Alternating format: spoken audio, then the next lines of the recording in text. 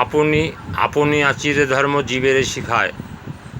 আমি নিজে পালন করি না, আমি নিজে বাবা মাকে মানি না, আমি নিজে গুরুজনদের সম্মান করি না। আপনি আচিরে ধর্ম নিজে পালন করে লোককে শেখাতে হয়। অথচ আমি মিটিংয়ে জুনিয়রদের 100-200 জুনিয়রদের বলছি বাবা মাকে সম্মান দিতে হয়, বড়দের বড়দের গুরুত্ব দিতে হয়, বড়দের কথা শুনতে হয়। আমি নিজেই করি না। এরপর সাইড থেকে ফিসফাস আওয়াজ, হাসির শব্দ, এরকম নানা রকম শব্দ আসছে। ওইগুলো আপনার কলঙ্ক, ওইগুলো আপনার ডিজাইন বেরিয়ে আসছে। আপনি যে কী ডিজাইনের লোক সেই ডিজাইন ফুটে বেরোচ্ছে।